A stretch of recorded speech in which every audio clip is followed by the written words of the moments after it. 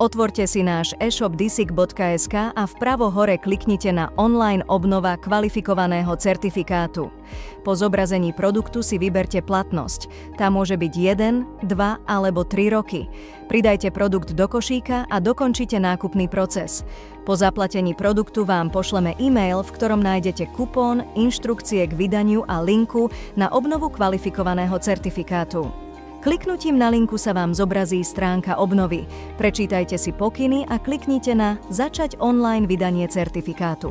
V prvom kroku prebehne kontrola komponentov vo vašom počítači. Pokiaľ nemáte nainštalovanú aplikáciu Disic Web Signer, stiahnite si ju a nainštalujte podľa veľmi jednoduchého sprievodcu.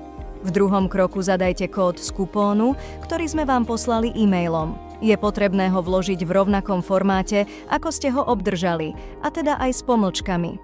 Po zadaní kódu kliknite na Pokračovať. Teraz sa presuniete k podpisovaniu žiadosti o vydanie kvalifikovaného certifikátu. Čipovú kartu už majte vloženú v čítačke.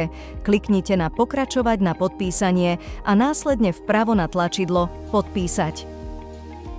Zobrazí sa vám žiadosť s vašimi osobnými údajmi, ktoré budú v novom kvalifikovanom certifikáte. Kliknite na Podpísať. Žiadosť podpisujete kvalifikovaným elektronickým podpisom. Pri podpise použite ten certifikát, ktorý chcete obnoviť. Pokiaľ ich máte viac, pri výbere certifikátu sa môžete riadiť dátumom platnosti.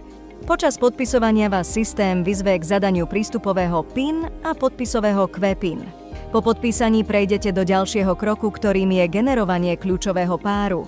Kliknite na Pokračovať na generovanie kľúčov a následne opäť na Pokračovať. Počkajte, kým sa generovanie dokončí. Počas celého procesu generovania kľúčov nevyberajte vašu čipovú kartu z čítačky ani čítačku z počítača. Po vydaní certifikátu vám bude na podpis predložené potvrdenie o vydaní certifikátu. Kliknite na Pokračovať na podpísanie dokumentu a následne na Podpísať. Zobrazí sa vám potvrdenie. Opäť zvoľte možnosť Podpísať.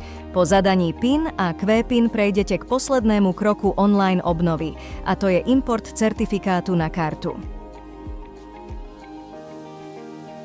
Kliknite na Pokračovať na import, zadajte bezpečnostný kód PIN a dostanete sa na koniec procesu. Na konci si nezabudnite stiahnuť dokumentáciu k vydanému certifikátu.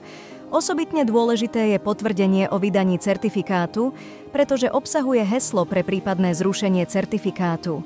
Vaša online obnova kvalifikovaného certifikátu je úspešne dokončená.